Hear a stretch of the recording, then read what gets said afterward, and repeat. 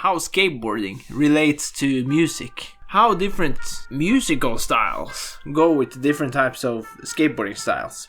Which is exciting because YouTube is this kind of experimentation ground where you can do everything you want as long as... Okay, that's a big lie because you will get blocked out of YouTube if you say the wrong thing, and if you agree with the wrong people you will get thrown out. But I mean, you can experiment with ideas, let's say fluffy ideas, if they're not controversial. Although this will be controversial. I mean, don't get me wrong, it's just that it's only skateboarders who care about this, so I will not get thrown out by this. So the only way I can get hate is with the dislike button.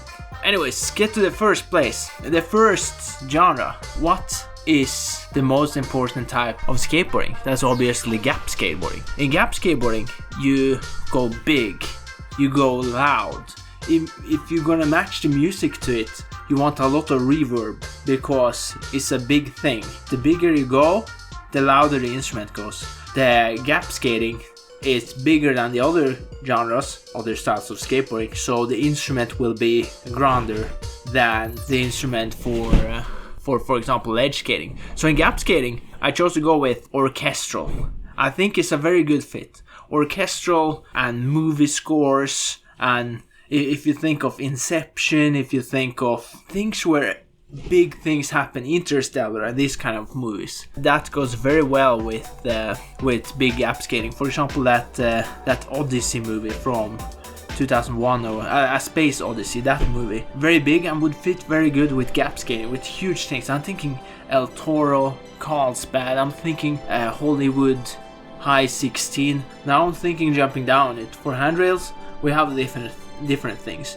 It's a little bit iffy with what is gaps and what is handrails. I mean, technically, when you rail over something, you gap over it, but now I'm thinking jumping over spots. This is certainly orchestral in my opinion. At least if you don't agree with that, we can agree that you need a huge instrument, right? So you need a huge instrument to make the proper presentation of big gaps. Huge instruments are found in movie scores, in orchestral music. So that was gap skating. I would say the most dangerous form of skateboarding. At least the most risky. That's certainly the most risky form of skateboarding. Of course, you break your stuff, you break your head, you break everything. I mean, going with a lot of speed generally is the most risky. Going with huge speed, like you have to go down big gaps, and when you jump down big things, of course it's more dangerous. And that get explained with the huge instruments. Enough about gap skating. Now, the second category, which is downhill skateboarding. And I'm not talking about longboarding, not at all. I'm talking about the San Francisco style, going down hills and jumping over fences and grinding ledges and landing with a lot of speed and avoiding cars and these kind of things. So, grooving yourself down the street. So, for that, I thought something like Ozzy Osbourne, Deep Purple, or Alice Cooper. So the genre must be something like 70s rock-ish. Something where you have a fancy guitar melody in the start, and then somehow that could also be classical metal, because it is very dangerous. And metal sounds pretty dangerous, but it's also groovy. Classical metal, if you're thinking Ozzy Osbourne and these genres. Also Alice Cooper, so it could be some type of a little harder rock, the rock that you found in the 70s, 80s. Again, not longboarding at all. That's a whole different thing. It's pretty much, it's a very different activity than traditional skateboarding. So this is for skateboard tricking down a hill, basically, and that will be classical metal. So next on the list would be, I mean, if you're gonna narrow down skateboarding into certain genres, you have bowl, you have street, and freestyle in general. I mean, street is the most common type of skateboarding. It has developed much more. There's a lot of subgenres inside of street, much more than there is in freestyle. Street came from freestyle in the same way that, for example, hip hop came from some type of jazz music, or that rock and roll came from jazz, and hip hop came from jazz. Jazz, for that reason, would be freestyle. Freestyle was sort of the building brick for street skating. Freestyle gave way to traditional street skating. At least that seemed to have been the development. I mean, street skating today is heavily influenced on freestyle, but it's deviating from it. But it goes back sometimes. Sometimes we bring back in certain freestyle elements into a street again. For example, if you see like somebody do a firecracker Casper, a Casper firecracker down the stair, then it's sort of a freestyle inspired trick, man. Yeah. So for freestyle I chose jazz, and that would be something like Miles Davis or Herbie Hancock. Alright, so there's a second reason. Not just the first reason that freestyle reminds of this kind of foundation genre for other types of skating, but also because it's considered by many to be boring. It's something they are not interested in. If somebody's really good in freestyle, I mean, it's fun for a little bit, but then it gets boring very quick. It's much more fun when somebody's good in street skating for the average skater. But the average skater tends to be a street skater, so hence the bias. It doesn't mean that freestyle skating is inherently less interesting. It could be that freestyle skating just is more avoided because, or people don't care about freestyle skating because they're not doing it. They don't know how to do it, so they're not interested in it. It's like being interested in a genre that you don't play. I mean, you can be interested in it, but you usually the person is much more interested in the genre that they do play. So that was freestyle. So think Miles Davis, Herbie Hancock, these kind of genres where you have a lot of technicalities in it. I mean, I'm gonna get to tech skating, but this point is important that it's very technical. There's a lot of small parts to it. And also I chose freestyle because in freestyle you can freestyle your way out of it. And I think that's also why freestyle is such a good name for the genre. Because in jazz you can freestyle your way out of a missed note. If you miss a note, you can get out of that. For example, if you do some trick in freestyle and let's say you were going in a truck stand, but you lose your board and you land in a dark slide or in a dark stall, and then you can freestyle your way out of that. You can make that dark stall where you just stand on top of the board into a primo again if you're quick enough. In regular skateboarding, if you land upside down like that, it's not acceptable.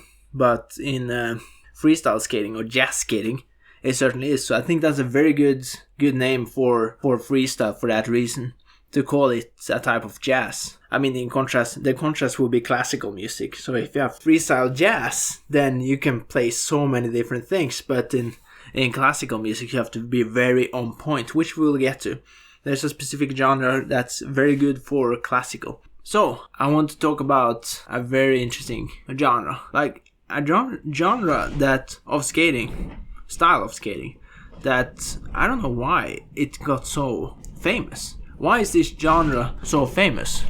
What made this genre to be as popular as it is? And that is ledge skating.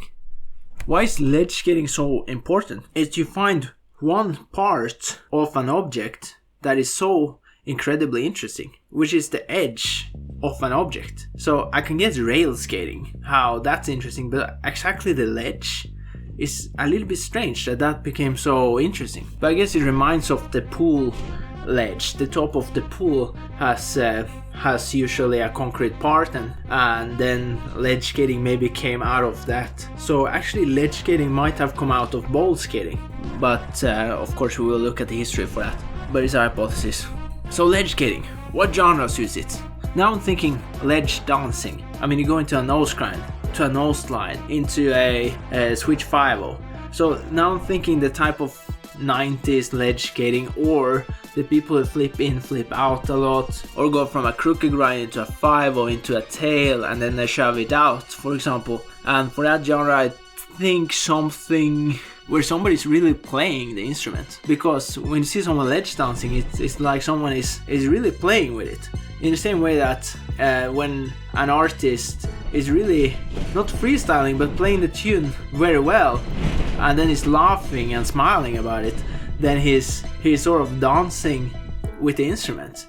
So dancing with the instrument would be you on top of the ledge, dancing with your skateboard on top of the ledge to show that you play the situation. And I think that's why something like Ray Charles is a very good character to describe it.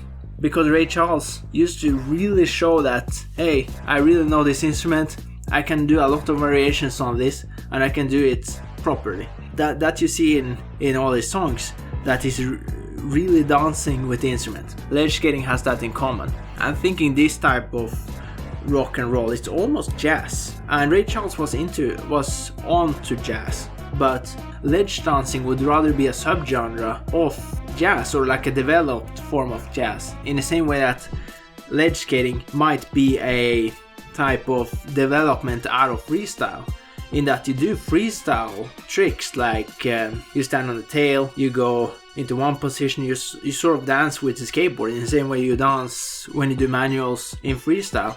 So in that kind of way, I think it's very similar to freestyle. And then in the same way that Ray Charles style music is similar to jazz in that sense, but more of a developed form, not exactly the same, but developed out of it. So a type of 50s, 60s Atlanta, Southern States type of playful piano groovy music, so something like almost rock and roll. I guess Ray Charles was in the rock and roll genre mostly, but he was touching a lot of different things. But something like a type of 50s rock and roll with sort of free artists, not artists who were playing everything by the book. They were very technically skilled, but they deviated from the norm in their own particular way and made it flow, made it rhythmic.